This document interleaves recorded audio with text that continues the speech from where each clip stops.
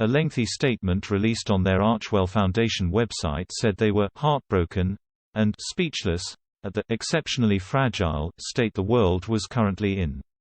As well as Afghanistan, they also addressed the COVID pandemic and the situation in Haiti, which was recently hit by a devastating earthquake. It went on to ask people to donate to the World Central Kitchen, but failed to say how much they would be personally donating or details of how they will help. Their comments were quickly picked up by numerous influential commentators, who mocked the Sussexes for speaking about the country's rapidly unfolding humanitarian crisis. Royal journalist Richard Eden tweeted, "Thank goodness Harry and #Meghan have managed to share a few words on the world's crises, despite being rendered speechless." TalkRADIO host Julia Hartley-Brewer added, "Thank God, speechless, Harry and Meghan have spoken on the terrible state of the world. So now we all know what we are supposed to feel, say and do. We'd never have known if it weren't for them being so, speechless." And Angela Levin, who has met the Duke of Sussex and penned a book about him, said, "They sometimes take our breath away."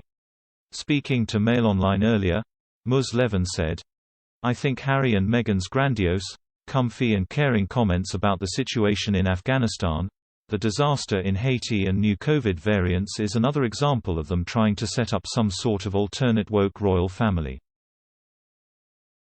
Like most of the compassionate gestures, there is no indication about what they themselves will do and whether any donations will be going through Archwell Foundation.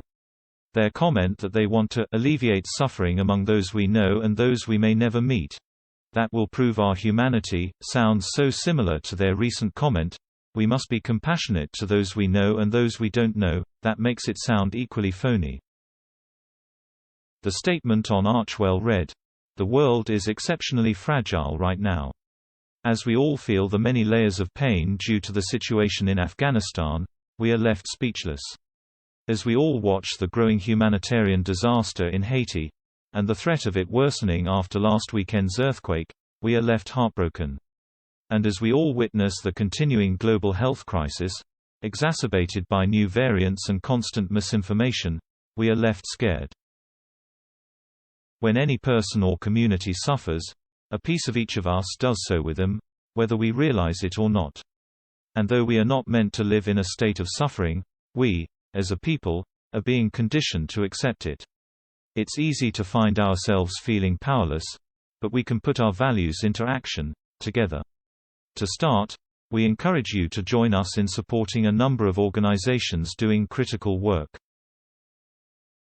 We also urge those in positions of global influence to rapidly advance the humanitarian dialogues that are expected to take place this fall at multilateral gatherings such as the UN General Assembly and the G20 Leaders Summit.